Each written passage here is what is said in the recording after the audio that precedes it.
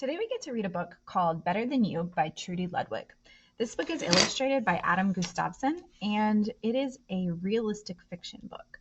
What that means is that even though the characters are fictional or made up and the events didn't happen exactly like this is a book that could happen in real life. This story could really happen. And in fact, this story is based on real issues that kids and sometimes even adults face in their own friendships. So enjoy this realistic fiction story. Um, let's get started.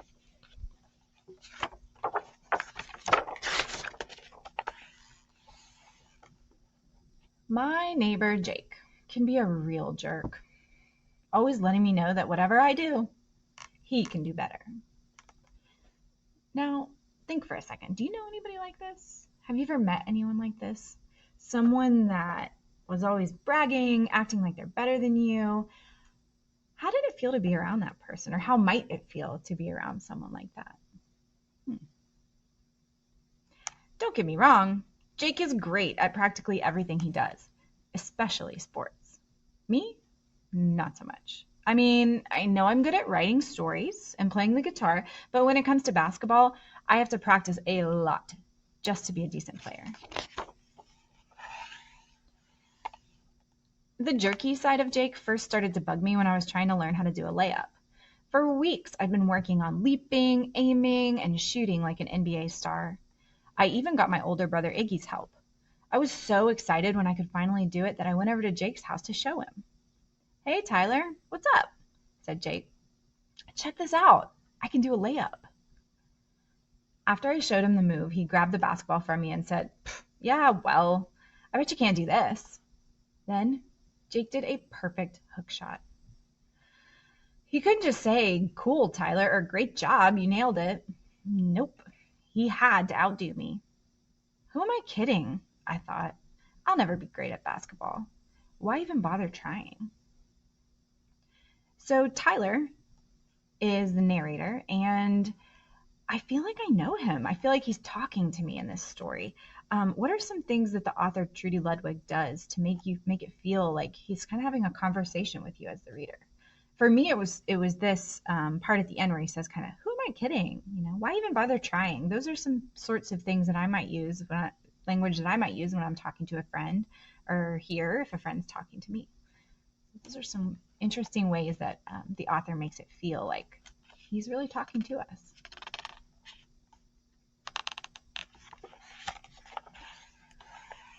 Last Tuesday morning, I was in the middle of showing Charisse my new music player when Jake came over. "What's that?" he asked. "It's a sound launch," replied Charisse. "Tyler just bought it." "You're kidding." "A sound launch?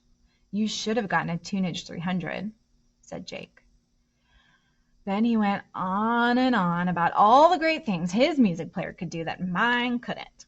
I just stood there, thinking of all the places I'd rather be than right there with Jake. So I don't know if you can tell from this picture, but here we see from Tyler's body language that does it look like he's enjoying listening to Jake talk about his music player? Not really. And you can tell over here, these are the places that that Tyler was imagining he'd rather be. And if you can't tell, there's a rat on his knee in this one. It looks like he's stuck, maybe in some sort of a cell or a basement or a dungeon. Up here, he's playing solitaire on the moon. And here he's stranded on a desert island. So maybe that's a good book he has with him. But in general, I think maybe these illustrations mean that he would rather be pretty much anywhere than listening to Jake outdo him about the music player. Today we had a math test. Oh, I hate math. It's my hardest subject. My hands get all sweaty and my brain turns to mush whenever I try to solve the problems. Do you want to know what was worse than taking that test? Having the teacher tell you that the kid to your right would be grading it. And since I sat next to Jake, he got to check my answers. "Geez, Tyler, I can't believe you got some of these problems wrong," he said. "This test was so easy. I must be like 5 times smarter than you in math." There should be a law that Kids don't get to grade each other's tests. Stupid test. Stupid me. So I want you to notice every time Jake brags about something, so whether it's about the basketball or about math, Tyler ends up feeling really bad about himself, right?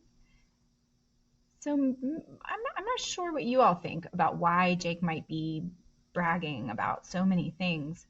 Do you think he's trying to make Tyler feel bad? Or do you think he's just trying to make himself look good? When I came home from school, I threw down my backpack, I headed to my bedroom, and slammed the door.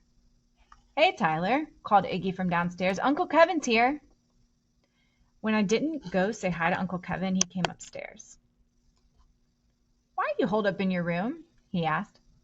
I didn't say anything and just kept tossing my basketball up in the air. "You know, Tyler, one of my favorite ways to get rid of the blues is to play them," he told me.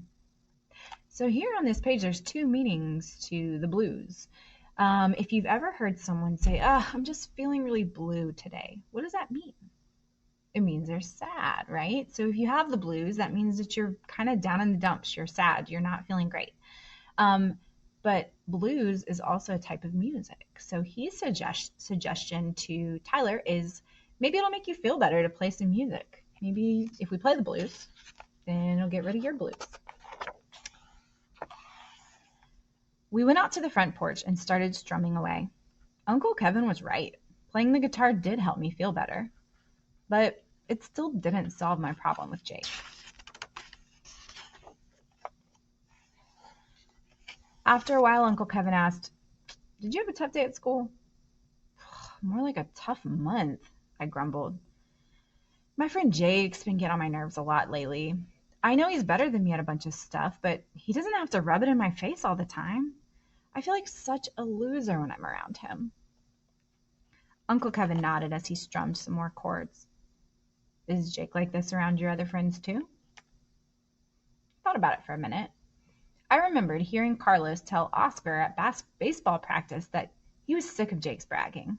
"He thinks he's better than us," said Carlos. "Yeah, what a show off," agreed Oscar. So it wasn't only me that Jake treated this way. The other guys were getting fed up with him too. Maybe it wasn't my fault after all. Maybe it had more to do with him than with me. I shared this with Uncle Kevin, and he told me that people like Jake are a lot like the puffer fish we saw at the aquarium last summer. They puff up their bodies to make themselves bigger than they actually are. It's a way of protecting themselves from potential enemies, he explained. But when a kid acts like a pufferfish, he takes up so much space that he can also push away friends. So, thinking now about this pufferfish metaphor, we can see that in a lot of these illustrations, Jake is pushing the other kids away. Whether he is, he's got Tyler turning away from him. On this, in this picture, they're kind of standing apart, not really looking at him. They don't look like they're really enjoying being there. So why do you think Jake feels like he has to act like a pufferfish? Why do you think he feels like he needs to puff himself up? Uncle Kevin suddenly stood up and shouted, "Make way for Pufferfish Man," as he chased me around the porch. Uncle Kevin seems like he's good at cheering people up. Mom almost had a heart attack when she came face to face with Pufferfish Man. I laughed so hard my sides were hurting. After Uncle Kevin left, I biked to the schoolyard. When I got there, Jake and Nico, this new kid on my street, were on the field throwing a frisbee. "Hey," I said, nodding in their direction. "Can I play too?" "Sure," they both said. When it was my turn to throw the frisbee, I flicked my wrist and put a sweet spin on the disc, flinging it directly to Nico. "Nice," said Nico. "Thanks," I replied. And then Jake did what he does best. He puffed up. "That's nothing," he said. "Look what I can do."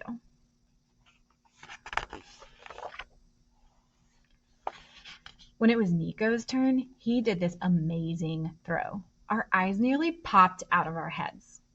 Wow, that was awesome, I told Nico. Thanks. I could teach you how to do it. Really? Sure, only if you show me how you did your throw. You bet. Then Nico turned to Jake. I can show you too if you'd like. Yeah, well, I know all the cool frisbee throws I need to know, said Jake as he started walking off the field.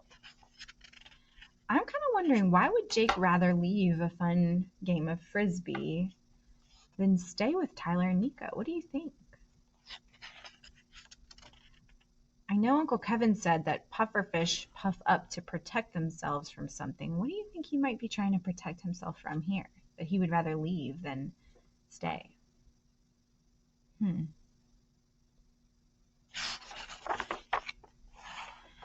I ran up to him and said, "Come on, Jake, don't go. So what if Nico throws better than us? He's cool. Let's just toss the frisbee around. It'll be fun." Nah, I'm out of here. You coming? I looked at Jake and then at Nico. No thanks. I'm going to stay here with Nico. Whatever, muttered Jake as he turned and headed home by himself. So I get the impression here that Jake is used to being really great at everything. And when there's something he's not sure about, he wants to avoid that situation, right? But does it seem like Tyler and Nico would judge him if he couldn't throw the frisbee very well?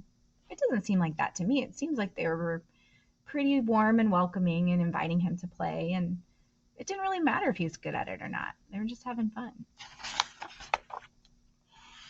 Nico and I took turns teaching each other different throws and ended up talking about all kinds of stuff. I found out that Nico just got a guitar for his birthday, so I offered to teach him to play. He thought that was a great idea. You know what? I have a feeling that Nico and I are going to be really good friends.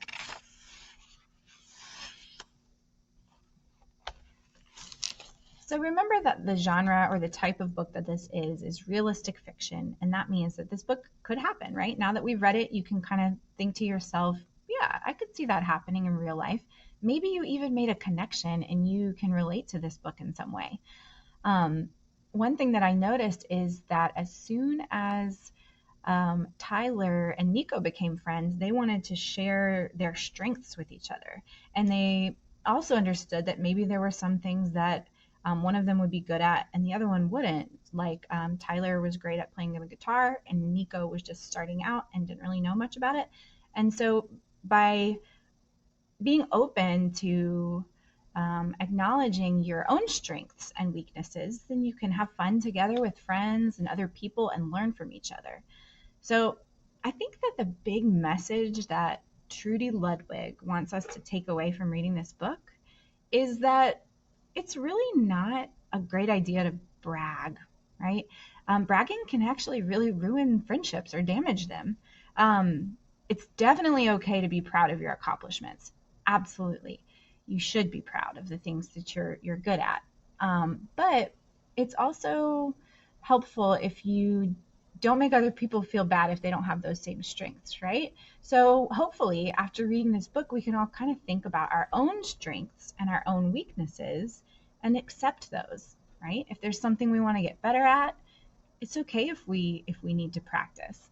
If there's something that we're really good at already, maybe you could help someone learn who's interested, but it's not a great idea to brag about those things and act like you're better than someone. Yeah, well, I hope you enjoyed this book and that you made some personal connections. I know I did, and I hope that you have a wonderful day.